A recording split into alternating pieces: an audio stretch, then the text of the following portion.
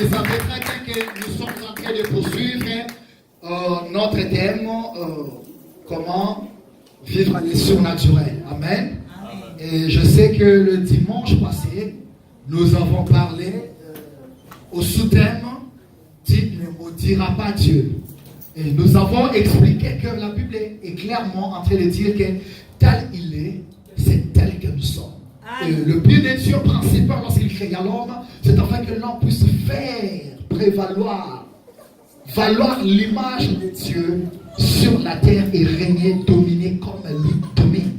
Et que celui qui s'attache à la prostituée devient une seule chair avec elle, mais celui qui s'attache au Seigneur devient un seul esprit.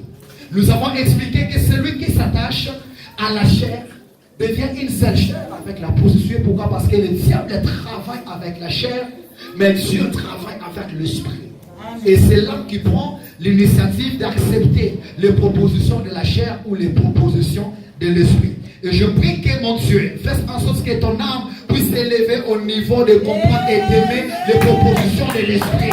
Afin que tu puisses vivre une vie surnaturelle au nom de Jésus. Et je n'ai pas entendu quelqu'un dire un amen puissant. Je n'ai pas entendu quelqu'un dire un amen puissant. Et laisse ta main droite écrire encore plus fortement. Et aujourd'hui, notre sous-thème sera l'impact du sacrifice dans le surnaturel. Amen. Répète avec moi, l'impact du sacrifice dans le surnaturel. L'impact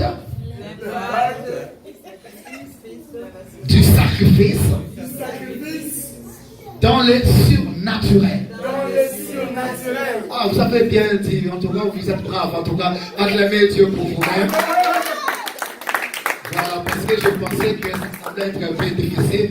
Que Dieu soit loué. Et aujourd'hui, je suis convaincu et moi-même persuadé que Dieu va nous utiliser pour vous parler et nous parler aussi. Amen. Amen. Nous avons pu lire dans notre texte de base, ce qui est dans Éphésiens chapitre 1, verset 3. La Bible dit: béni soit Dieu de notre Seigneur Jésus-Christ, qui nous bénit de toutes sortes de bénédictions spirituelles dans les lieux célestes. Amen. Vous n'avez pas oublié, et je pense que vous le savez bien, parce que beaucoup de personnes en parlent, que le surnaturel domine le naturel. Amen. L'invisible domine le visible. Et je veux commencer par dire à une personne: toutes les choses que tu peux mériter, sache que c'est le surnaturel qui décide. Amen. Alléluia. Amen. Et ici, vous comprenez que Dieu bénit de toutes sortes de bénédictions. On n'a pas dit physique, mais c'est quoi? D'abord spirituel. Et la Bible dit, non sur la terre, n'est-ce pas, mais dans le lieu céleste. C'est-à-dire que Dieu d'abord bénit dans le monde invisible, et que toutes ces bénédictions résident non sur la terre, mais dans un lieu céleste. Or, lorsque la Bible parle des lieux célestes, veut dire dans un sens, dans un simple sens, que c'est dans le surnaturel. Répète avec moi: dans le surnaturel. Dans le surnaturel. Dieu est d'abord béni dans le surnaturel avant d'être béni au naturel. Dieu est d'abord béni dans le lieu céleste avant que tu ne sois béni dans le lieu terrestre. Beaucoup de personnes cherchent la bénédiction dans le lieu terrestre, mais ils ne savent pas que la bénédiction, il faut d'abord commencer par la chercher et la trouver dans le lieu céleste. Parce que c'est dans le lieu céleste que tu es béni. Alléluia. Le voyage sont aussi des conséquences de bénédiction. Le voiture, le mariage, la maternité, n'est-ce pas que sont des bénédictions? Mais avant toutes choses, ces bénédictions que vous voyez dans le monde matériel a été d'abord données dans le monde invisible. C'est-à-dire dans le surnaturel. Et ici, le but de ce que nous voulons parler, vous avez bien compris l'histoire d'Ésaïe avec ses enfants. La Bible dit qu'Ésaïe était déjà âgé. Et il a appelé son Ésaü, viens mon fils, mon aîné, je vais mourir car je suis déjà âgé. Je ne sais pas le jour que je vais mourir. Mais avant que je ne puisse mourir, prends ton arc, prends ton carquois et va chasser moi du gibier. Prépare-le-moi, fais-moi un main et porte-le-moi que je mange afin que mon âme puisse te bénir avant. Parce que vous êtes. Vous comprenez que cet homme, je me demande, pourquoi il ne pouvait pas seulement prononcer la bénédiction? Parce que c'était lui de bénir. La personne qui devait conférer cette bénédiction était en face de lui. Mais il n'avait pas la présence d'une autre chose. Yes. Car en matière de recevoir des choses spirituelles, il y aura la personne qui donne, il y aura aussi le récepteur qui va recevoir, mais il y a aussi un témoin qui doit être là, c'est le sacrifice. Yes. C'est pourquoi ils étaient là, c'est moi qui dois te bénir. J'ai la bénédiction dans ma bouche. Mais pourquoi il n'avait pas prononcé cela? Pendant que Ésaü était à sa présence. Mais il a d'abord commencé par le dire, va d'abord chasser pour moi du gibier. Apporte-les-moi. Après quoi, moi je te ferai quoi? Je te bénirai. C'est-à-dire que je veux te bénir sur mon enfant. Tu mérites la bénédiction, mais il y a aussi quelque chose, il y a aussi une tâche à accomplir. Amen. Quelle est cette tâche? Tu dois d'abord sacrifier. Or, le gibier, lorsqu'on doit la préparer pour apporter cela à Ésaü, qu'est-ce qu'on devait d'abord faire? Égorger. N'est-ce pas? Tuer ce gibier. Et lorsqu'on dit, qu'est-ce qui se passe? Il y a le sang qui coule. Est-ce que quelqu'un me comprend? Amen. Pour mériter quelque chose dans le surnaturel et l'amener au monde matériel, vous devez répondre sang. Vous devez sacrifier quelque chose. C'est pourquoi il lui a dit, je vais te bénir, mais avant toute chose, nous sommes tous les deux, mais il n'y a pas quelque chose qui peut faire en sorte que la bénédiction puisse t'arriver. Tu dois appeler le troisième témoin. Le troisième témoin, c'est le sacrifice qu'il devait faire. Apporter à son Père quelque chose. Nous, les enfants de Dieu, nous voulons être bénis. Nous sommes là souvent en train de prier. Seigneur, donne-moi ceci. Seigneur, élève mon ministère. Seigneur, fais-moi grand. Seigneur, bénis-moi. Seigneur, restaure ma santé. Seigneur, restaure ceci. J'ai tel problème. Tu as ce que tu demandes à Dieu. Ce n'est pas un problème. La Bible dit que Dieu bénit de toutes sortes de bénédictions spirituelles. Amen. Ce que tu cherches, je te informe que c'est déjà dans le surnaturel. Amen. Mais il te faut une chose. La chose, ce n'est pas seulement de parler. Parce que Ésaü avait déjà l'accès de parler avec son père. Mais ça ne suffisait pas pour mériter la bénédiction. Il fallait présenter quelque chose. Il fallait sacrifier quelque chose. C'est pourquoi nous parlons l'impact du sacrifice dans le surnaturel. Le sacrifice a un impact terrible. Si vous ne savez pas, si tu veux être une personne qui évolue dans la vie, si tu veux être un guerrier, si tu veux faire des exploits dans la vie, si tu veux émerger dans la vie, travailler dans le monde surnaturel, impacter la terre, bien-aimé, apprends à faire les sacrifices. Amen. Je sais que beaucoup de tels enseignements vont vous ramener, mais laisse-moi vous dire que vous allez dire Amen parce que ça va t'aider à évoluer. Amen. Les gens aiment prier, mais les gens n'aiment pas les sacrifices. Voilà pourquoi les amens sont peu lorsqu'on parle des sacrifices. Mais c'est très important. Pourquoi? Parce que si nous ne vous disons pas cette vérité, vous n'allez pas évoluer. Toutes les choses que Dieu donne résident dans le surnaturel. Mais comment faire pour gagner ce qui est au naturel? Il faut un sacrifice. Amen. Si tu ne fais pas jamais de sacrifice, tu ne mériteras rien.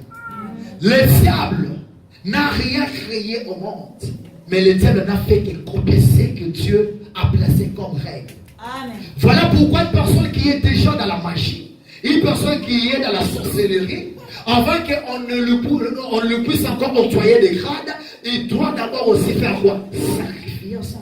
Vous n'avez pas entendu cela? Si vous voulez monter et devenir puissant dans la sorcellerie, on vous demandera de sacrifier peut-être 2 têtes, 3 têtes, 4 têtes, selon le niveau que tu veux atteindre. Pourquoi? Parce que lorsque tu vas sacrifier cela, c'est-à-dire que tu vas aussi recevoir une dose de puissance afin d'opérer. Il en a aussi de même avec Dieu. Toi, tu veux devenir puissant dans la vie. Tu veux émerger dans la vie. Tu veux conquérir, tu veux toucher à la bénédiction. Bien aimé, commence d'abord par le sacrifice. Que quelqu'un dise avec moi Amen. Amen. Que quelqu'un dise avec moi Amen. Amen. Que quelqu'un dise avec moi Amen. Amen. Que quelqu'un dise avec moi Amen. Amen. Et les sacrifices, c'est l'offrande à une divinité. C'est quelque chose que vous offrez, non à une personne terrestre, non à une chose, mais c'est à une divinité. C'est-à-dire que le sacrifice, c'est distinct d'avec les offrandes de tous les jours. Parce que là, ça a une autre connotation et ça a d'autres impacts différents des offrandes. Mais que nous ne devons pas donner à n'importe qui. Mais c'est à une divinité que l'on fait quoi? Que l'offre les sacrifices. Alléluia. Amen. Alléluia. Amen. Et le sacrifice, c'est aussi quelque chose dont on se prive, quelque chose de valeur, mais qu'on accepte de perdre. Dis avec moi qu'on accepte de perdre. Quelque chose de valeur, mais qu'on accepte de perdre. Voilà pourquoi c'est ce qu'on appelle les sacrifices. Si tu donnes quelque chose à Dieu, ou si tu fais quelque chose dont tu sens que ça ne te fait pas perdre quelque chose, c'est que ce n'est pas un sacrifice. Est-ce que vous êtes avec moi? Est-ce que vous êtes avec moi? Amen. Beaucoup de gens font des sacrifices et pensent que ce que je fais, c'est des sacrifices. Or, donne à toi des offrandes superficielles, superflues. Mais le sacrifice n'est pas superflu. Le sacrifice, c'est quelque chose dont on accepte de payer. Je commence à entrer. La Bible dit ceci dans la Genèse. Dieu a appelé Abraham. Abraham, donne-moi ton fils, ton unique. Abraham a souffert pour mériter Isaac. Abraham a beaucoup souffert pour mériter cet enfant. Il a eu de promesses, il a entendu longtemps et regardez à l'âge. Il avait même le risque de donner tous ses enfants à son intendant Eliezer. Mais Dieu lui a dit non. Abraham, il te naîtra un fils qui sera l'héritier de tous tes avoirs. Isaac. Et il a mérité cet Isaac. Un jour, le Seigneur vient et lui dit, Abraham, donne-moi en sacrifice ton unique. Est-ce que Isaac avait de la valeur superflue aux yeux d'Abraham? Oh my God. Non. Est-ce que vous êtes avec moi? Amen. Mais vous ne répondez pas pourquoi. Oh, je comprends. Donc vous ne voulez pas les sacrifices. Mais que Dieu vous aide à aimer les sacrifices. Amen. Alléluia. Parce que cet enfant n'avait pas de prix aux yeux d'Abraham. Il en avait. Mais Dieu lui demande encore un sacrifice. Il accepte. Le matin, il prend lui et son fils avec des autres serviteurs. Suivez-moi attentivement.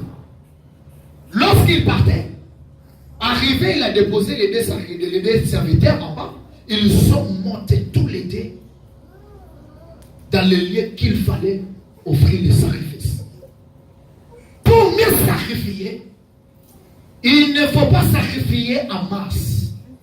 On ne fait pas les services de sacrifice avec tout le monde. Pourquoi Abraham pouvait laisser les deux serviteurs en bas et monter la montagne? Pourquoi? Parce qu'il y a d'autres lieux des sacrifices où on ne doit pas entrer en masse, mais je dois entrer seul. Avec celui qui va recevoir mon sacrifice. C'est pourquoi il pouvait laisser les 10 personnes en bas. Il y a des sacrifices que tout le monde ne doit pas savoir. L'attitude d'Abraham devant cette proposition de l'Éternel, il n'avait même pas parlé à Sarah. Il n'a même pas parlé à Sarah. Il le partit seul avec l'enfant et les serviteurs. Les serviteurs aussi ne connaissaient pas. Ils arrivent au devant de la montagne, ils laissent encore les serviteurs. Et ils montent avec l'enfant. L'enfant va lui dire, Père, je vois le feu, je vois le bois, mais je ne vois pas du gibier. Mais qu'est-ce qu'on va faire? J'ai aimé la réponse d'Abraham. Abraham lui a dit, l'Éternel pourvoira. Amen. Oh, dis avec moi, l'Éternel pourvoira. L'Éternel pourvoira. Écoutez cette attitude et cette réponse d'Abraham.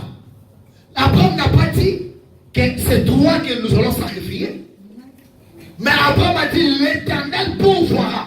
Yes. Mais quand est-ce qu'on peut dire que l'Éternel pourvoira? C'est-à-dire que c'est quelque chose qui n'est pas encore là.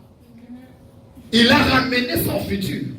Mais pendant qu'il avait déjà les sacrifices qu'il connaissait dans son cœur auprès de lui. Mais il avait l'attitude d'une personne sachant que l'Éternel fera quoi? Pourvoira. Ainsi je vais dire à une personne dans ta vie, l'Éternel pourvoira. Oh, je dis à quelqu'un que l'Éternel pourvoira. Même si tu ne vois rien à tes côtés, je dis à quelqu'un que l'Éternel pourvoira pour toi. Et l'Éternel ne pourvoit pas lorsqu'on est en bas, mais lorsqu'on est sur la montagne du sacrifice. Lorsqu'on est sur la montagne du sacrifice, c'est où l'Éternel pourvoit pour ses enfants. Même si tu ne vois rien à tes côtés, Abraham se disait que l'Éternel pourvoira. Lorsqu'ils sont arrivés, grâce à cette obéissance, il a placé l'enfant sur le côté. Il a ligoté, ainsi dit la Bible. Et il a pris le couteau. La Bible dit, l'ange de l'Éternel dit au des cieux, lui appelait Abraham, Abraham, ne fais rien sur ton enfant. J'ai compris maintenant que tu m'aimes. Oh, l'obéissance au sacrifice fera comprendre à Dieu que tu l'aimes. Parce que le sacrifice est un signe d'amour envers Dieu. Lorsqu'on n'aime pas, on ne peut pas sacrifier pour la personne. Voilà pourquoi la Bible dit, car Dieu a tant aimé, il l'a donné. Oh, il fallait dire, il a sacrifié. Parce que donner, c'est un propos vraiment la valeur qu'il faut, mais il a sacrifié. Et il n'a pas sacrifié n'importe qui, son unique. Le sacrifice t'intronise dans l'amour de Dieu. Amen. Dieu voit les cœurs. Est-ce que Dieu ne savait pas qu'Abraham l'aimait? Mais il y a des choses que Dieu fait aussi tester nos vies. Est-ce que tu m'aimes? Oui. Mais est-ce que tu as déjà fait sacrifice pour moi, Dieu? Non, tu ne m'aimes pas. Lorsque tu fais des sacrifices, c'est là que c'est un témoignage que tu aimes Dieu et Dieu comprend que tu l'aimes. Et voilà pourquoi, lorsque Dieu lui a dit ça, Abraham ne fait rien. Abraham va se tourner, il va voir la bélier. Il y avait un bélier, n'est-ce pas? Et dis-moi d'où était venu ce bélier. Du surnaturel. Alléluia. Amen. Pourquoi? Parce qu'Abraham avait dit, Dieu pourvoira. Et sur cette montagne, Dieu a pourvu, il a vu du bélier. Et il a pris cela, il a sacrifié à l'Éternel. Et Dieu a dit, Abraham, parce que tu as fait ça, tu seras béni de toute la terre. Amen. Tu seras béni de toute la terre et tu auras une prospérité très puissante qui dominera la terre. Je bénirai ta vie et je repousserai tes ennemis. Oh, Dieu a parlé pour bénir Abraham. Parce qu'Abraham avait sacrifié. Amen. S'il ne sacrifiait pas, Dieu ne pouvait pas les bénir. Mais s'il y a un problème, comment sacrifier? Lorsque la maman Rebecca a entendu senti que le père parlait à Esaü que tu seras béni. Voilà, fait pour moi ceci. La mère est partie chez Jacob parce qu'elle aimait Jacob. Elle a dit à Jacob, regarde, va me trouver. Le père avait demandé un, mais la mère a demandé à Jacob d'aller trouver des chiens. C'est quoi? La valeur qu'on donne au sacrifice. Une personne qui veut mériter double, sacrifie double. Le niveau de sacrifice, c'est le niveau de ce que tu gagneras aussi. Il est parti et il a pris ça. La mère lui a dit, moi-même je vais préparer comme ton père aime. Amen. Il y a des gens qui font des sacrifices, mais pas comme Dieu aime. Yes, papa. Si tu veux bien faire ton sacrifice, sacrifie comme Dieu aime.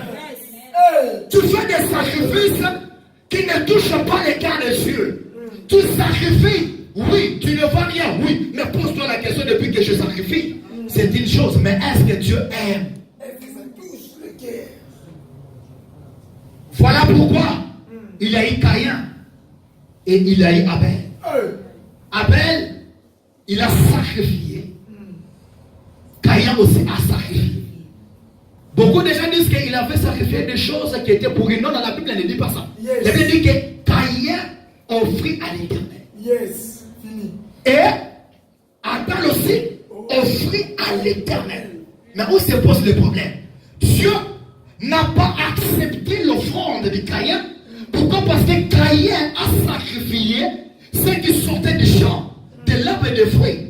Or, c'est par le fruit que le péché était entré dans le monde au travers d'Adam et Ève. C'est pour cela que Dieu ne voulait plus de herbes et non plus de fruits. Alors l'image et révélation de Dieu, c'était que Dieu ne cherchait plus de l'herbe parce que l'herbe a trahi le monde. Dieu ne cherchait plus du champ parce que les gens ont trahi. Dieu avait besoin du sang. Amen, papa. Comptez mon signe. Voilà pourquoi, lorsqu'Abel a sacrifié, il a sacrifié du veau.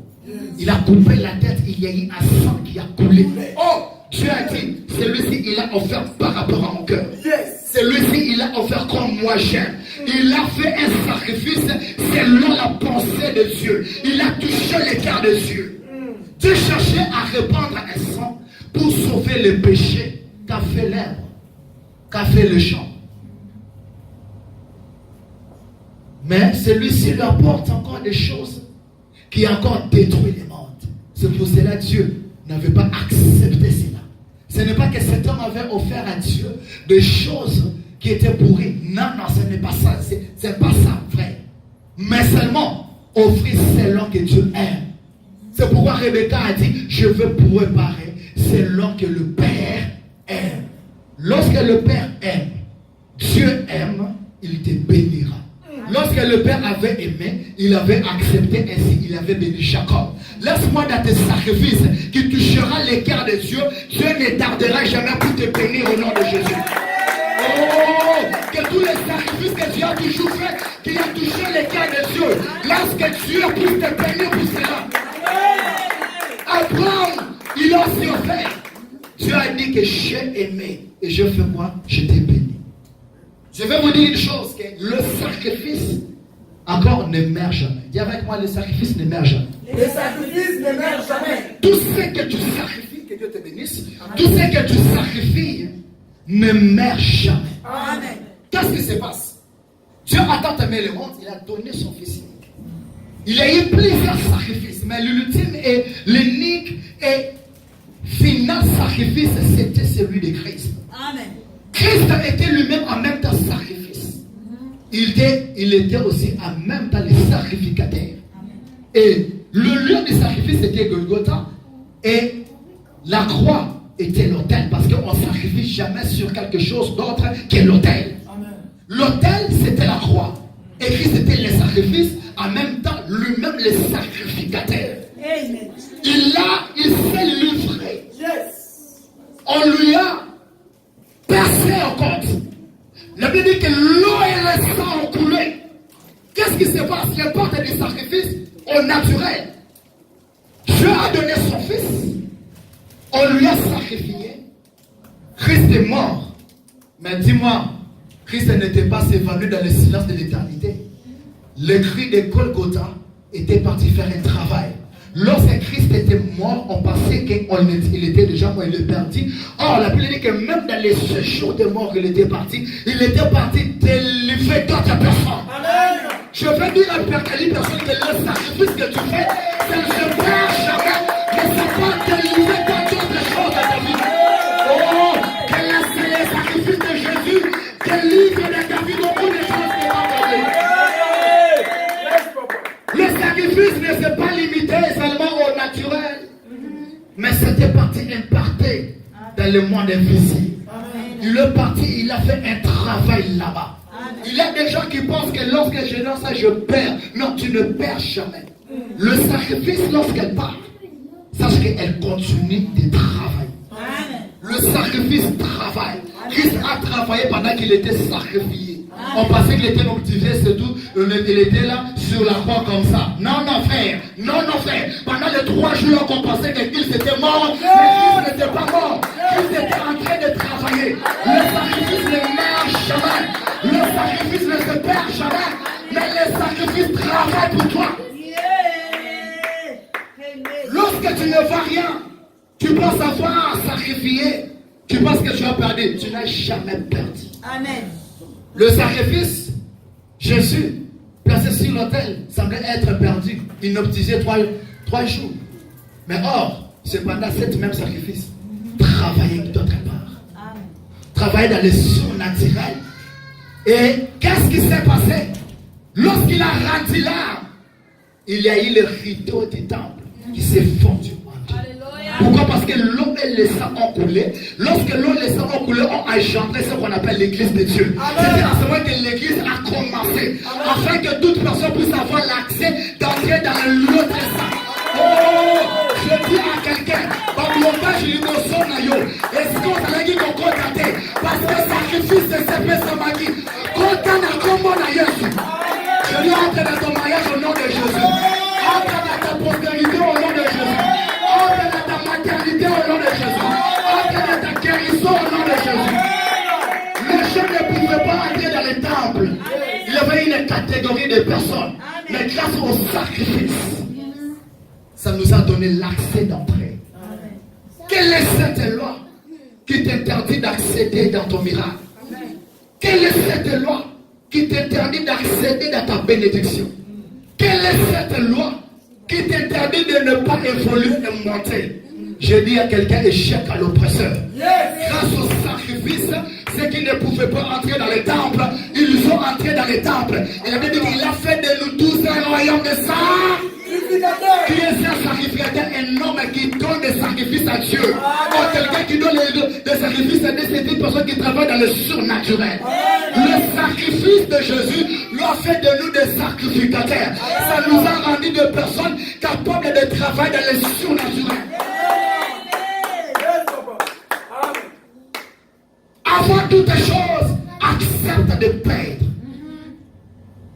Souvent, on n'accepte pas de perdre. Mais Christ a accepté de perdre. L'impact du sacrifice dans le surnaturel. Je suis ton fils, mais pourquoi? Pour me bénir. Tu me donnes, tu me dis d'abord de sacrifier. Tu fais quelque chose. Ainsi Dieu aussi. Dieu veut te bénir. Mais il te manque quelque chose, le sacrifice. Les gens aiment ce que Dieu leur donne. Mais les gens n'aiment pas donner à Dieu. N'aiment pas sacrifier pour Dieu. Le sacrifice, elle passe toujours les avoirs. Il y a plusieurs autres sacrifices. Vous savez, dans la Bible, j'ai toujours lu de la Bible déjà en Apocalypse plusieurs fois. Mais il y a un seul verset qui m'a toujours touché au titre de la sainteté. La Bible dit dans Galates, ceux qui ont suivi Christ ont sacrifié la chair, ses passions et toutes ses désirs. Vous avez déjà lu ça? Hein? Moi, j'ai déjà lu ça. Je pense que regardez un peu 6 et 24. C'était le verset, c'est 24. Tous ceux qui ont suivi Christ ont sacrifié la chair, ses passions et tous ses désirs. Regarde-toi bien, est-ce que tu as déjà sacrifié la chair?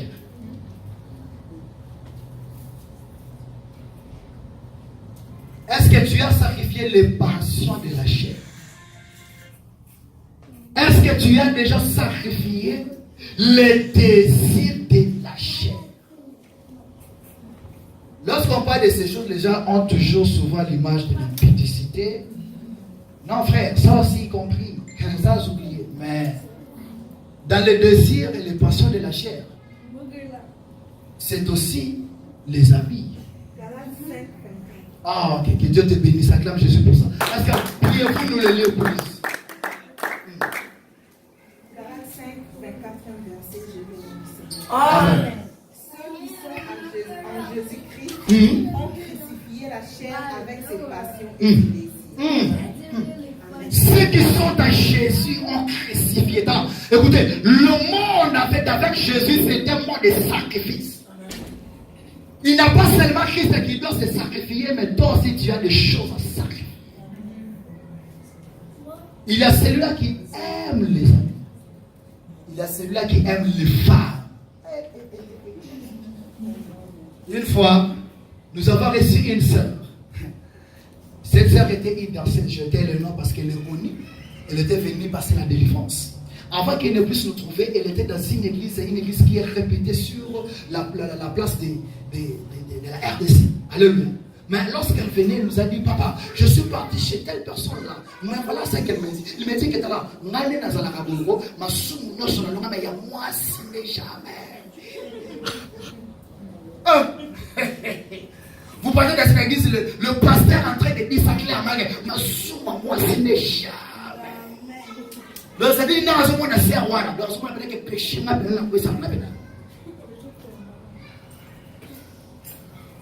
Sacrifier, frère. Tu sais à Dieu, mais tu n'as pas encore sacrifié la chair, ses passions ainsi que ses désirs. Ton désir est toujours, on a fait, tababenga, que tu en tout cas l'invité n'invite pas, mais mieux vous avez invité. Ah, frère. Partout dans les fêtes, Yowana, ça sera toujours présent. J'ai lu dans la Bible, je n'ai pas trouvé où la Bible est en train de dire que les gens doivent aller toujours à les fêtes. Plutôt, soyez dans le jour de deuil, au deuil, où il y a deuil. Pourquoi? Parce que c'est là où il y a la réflexion. Mais souvent dans les fêtes, c'est où vous serez aussi égorgés. N'est-ce pas? Plusieurs enfants de Dieu qui craignent, c'est toujours pendant des jours de fête qui commettent des péchés. Vrai ou faux?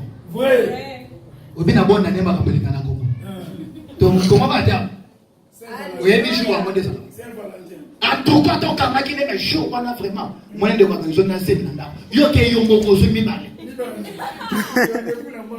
Pourquoi? Parce que ce sont des choses que toi tu aimes. Les fêtes, je dois sortir, je dois être là-bas. Mais comment tu vas marcher avec Jésus lorsque tu n'apprends pas les sacrifices? On a dit que les sacrifices, c'est accepter de perdre. Ah oui, je pouvais bien être à la maison pour Jésus. Alors, je préfère être ici. Le chrétien aime manquer à l'église, mais plutôt être présent dans les fêtes. Frère, si tu fais cela, sache-toi que tu n'es pas encore chrétien. Et si tu penses que Jacques et Esaïe va te bénir, tu ne mériteras de rien. Abraham a mérité parce qu'il a accepté de perdre son unique. En Christ, nous n'avons pas seulement à gagner, mais nous avons aussi à perdre. Dis avec moi, nous avons aussi à perdre. Si tu penses qu'en Jésus, je viens que pour gagner, avoir, je te dis au jour d'aujourd'hui, réponds-toi, frère. Parce que tu as aussi à perdre. Tu dois perdre certaines choses par les sacrifices. Je suis capable de faire ceci, mais pour les sacrifices, je sacrifie ça pour Jésus. Non, je pouvais m'endormir en ce moment, mais je vais sacrifier mon sommeil pour rester fléchi les genoux devant sa présence. Non, mais je pouvais aussi bien manger. Mais en tout cas, je vais sacrifier la nourriture pour rester un chien devant le Seigneur. C'est privé de quelque chose. C'est le sacrifice que Dieu nous demande. Tu ne peux pas évoluer et émerger dans le surnaturel si tu ne commences jamais par sacrifier. On ne sacrifie pas n'importe quoi, mais c'est qu'on aime. Et c'est l'homme que Dieu aime. La Bible dit, l'homme ne recevra que ce qui lui a été donné du ciel. Or, dans le ciel, c'est le lieu surnaturel. Pour recevoir par cela, il faut commencer d'abord par les sacrifices. Il y a une femme tsunamite qui pleurait, qui avait un problème. Elle ne concevait pas. Mais ils ont vu un homme de Dieu passer. Il a dit à son mari, mais je vois cet homme de Dieu en train de passer. Faisons-lui une chambre haute. Mettons-y une chambre. Donnez-lui sa place afin que lorsqu'il venait, qu'il reste là-bas. Lorsqu'il a fait ça, l'homme de Dieu est entré. Il a appelé, c'était Élisée, il a appelé son serviteur Géasi. Il a dit, mais appelez-moi cette femme. Qu'est-ce qu'on peut faire pour cette femme? Il lui a demandé, si tu veux que je puisse te faire rencontrer avec les rois ou les chefs de l'armée? La femme a dit, non, non, je suis de la vie. Je vis en pleine vie. Et Géasi va lui dire, non Seigneur, mon maître, c'est que j'ai remarqué, il n'a pas un fils. Cet homme, il a appelé la femme tsunamite, il lui a dit, tu vois, l'année prochaine, c'est mon époque. Toi, tu vas allaiter. Oh, je prophétise cela sur le nom de Jésus. Une personne qui fait les sacrifices mérite aussi du surnaturel quelque chose. Il avait mérité l'enfant parce qu'il a sacrifié une chambre pour l'homme de Dieu. Toi, tu veux recevoir du surnaturel, mais tu ne veux pas donner. D'ailleurs, toi, tu donnes le physique. C'est que tu peux acheter par l'argent. Tu donnes le matériel. Mais donc, on te donne ce qui vient du ciel. Qu'est-ce qu'il y a plus de la valeur? Tu as cherché et la cherché n'a pas trouvé. C'est comme tu as des choses dans ta vie que tu cherches, tu ne trouves pas. Cet homme, cette femme a cherché l'enfant, mais elle n'avait pas trouvé. Mais parce qu'elle avait accepté de prendre une chambre, construire, sacrifier de l'argent, mettre le chandelier, mettre un homme de Dieu à son bon confort. La Bible dit que cet homme lui a béni et cette femme a veillé l'enfant. Il y a des choses qui sont dans le surnaturel pour toi. Tu es béni pour mériter le mariage, l'enfant. Tu es béni pour mériter l'élévation, la prospérité. Mais accepte d'abord de sacrifier. Amen.